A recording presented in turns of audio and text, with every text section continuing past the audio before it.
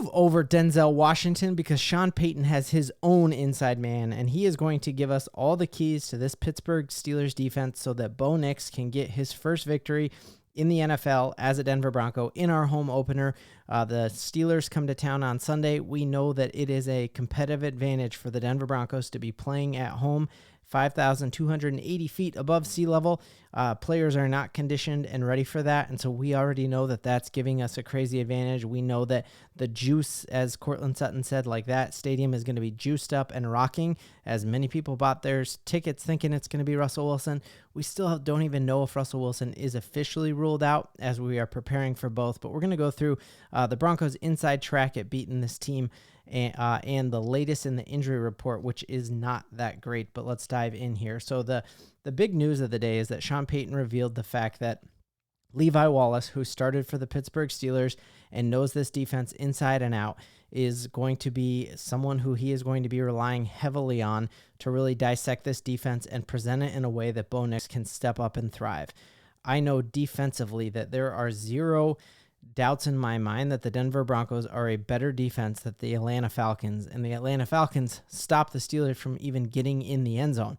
And so the real question is, can our offense exploit the Pittsburgh Steelers defense? And I think having Levi Wallace, who can come in and tell a young quarterback, hey, when they're lined up in this set, or they do this motion, or when you motion a guy, if this guy doesn't move, it means they're in zone or they're in man. I think that is the kind of inside key that a brilliant play caller and a brilliant teacher like Davis Webb and Sean Payton are going to be able to really, really use.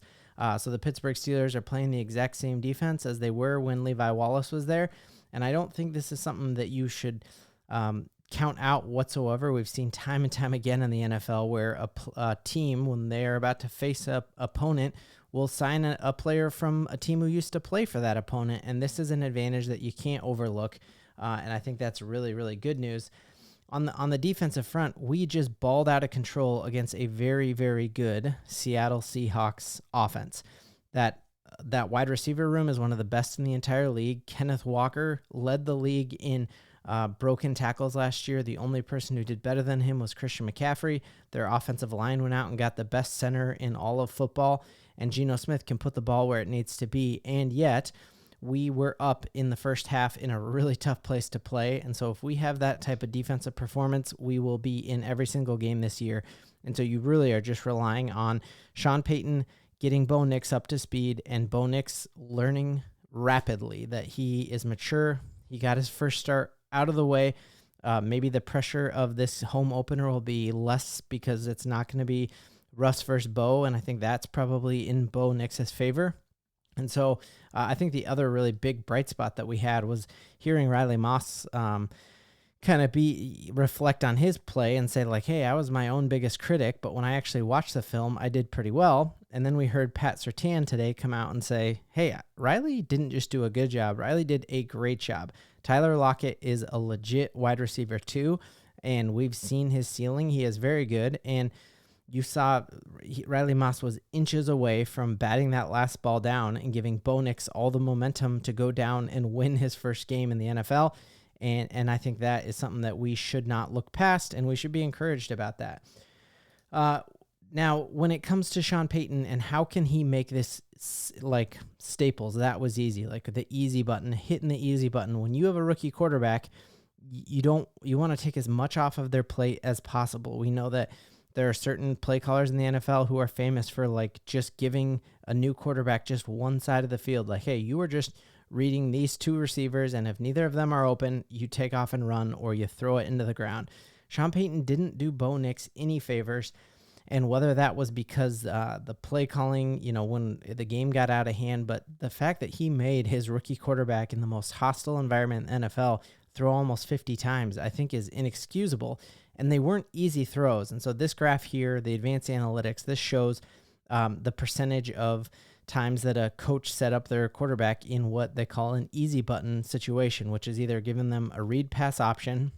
So if the defender is not crashing, you hand it off. If they are, you pull and throw, a play action, or using motions and screens. And we saw all through training camp, like everybody was on the hill, was shooting out these amazing videos of all these innovative screenplays.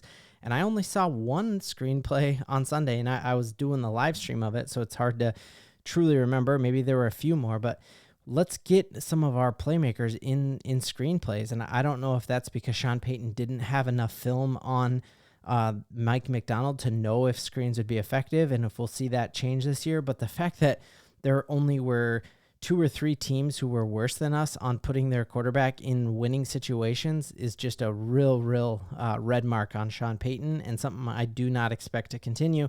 If you look up here at the percentage of coaches who are putting their playmakers in easy situations, you're seeing like these system quarterbacks in Tua and Brock Purdy, like Shanahan and who's the little guy? He used to be our ball boy.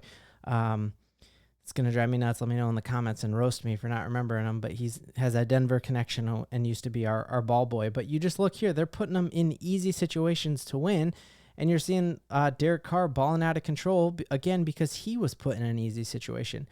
So I guess the bright side of this is that Sean Payton must truly trust Bo Nix and think that Bo Nix is at another level from most rookie quarterbacks. If you are only putting him in easy situations 35% of the time, it really is showing a tremendous amount of trust in your rookie quarterback to literally throw him in the deep end. But man, next week, let's look at this and see that the Broncos have put Bo Nix in positions to succeed, and partially putting him in positions to succeed because we've heard tips from Levi Wallace of exactly what formations we can put him in those tips to succeed, and I think we will. Other cool thing that could happen, didn't know this, shout out, it's Strez on Twitter, pointed this out. Peyton Manning's first touchdown pass as a Denver Bronco was at home against you can name it, the Pittsburgh Steelers. One of my favorite plays in Broncos history was Tim Tebow's touchdown pass at home against the Steelers to Demaryius Thomas. And so let's see this continue. Let's see Bo Nix's first touchdown pass against the Pittsburgh Steelers this Sunday, and I think we will.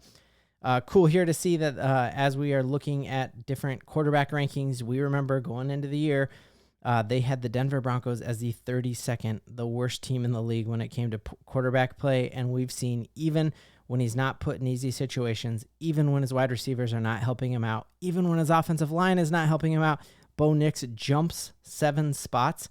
And so if he continues this upward trajectory, we could easily have a top 20 quarterback in the league starting next week, and I think we will because I still trust Sean Payton, although I've taken him off of the electric fence where he could run anywhere.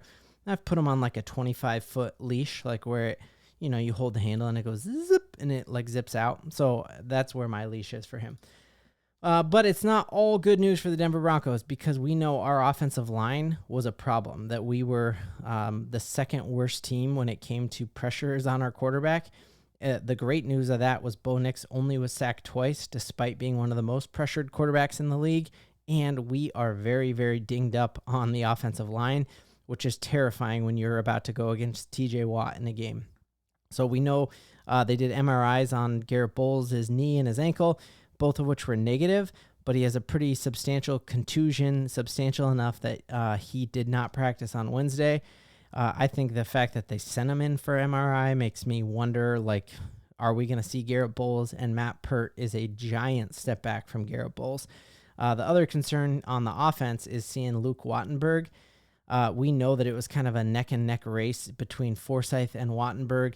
Maybe this can be Forsythe's time to come in and earn that job, and once he gets it and succeeds, he never looks back. But it is not good to have both your starting center and your starting left tackle out for practice, especially when we've been so healthy in the preseason, so healthy last year.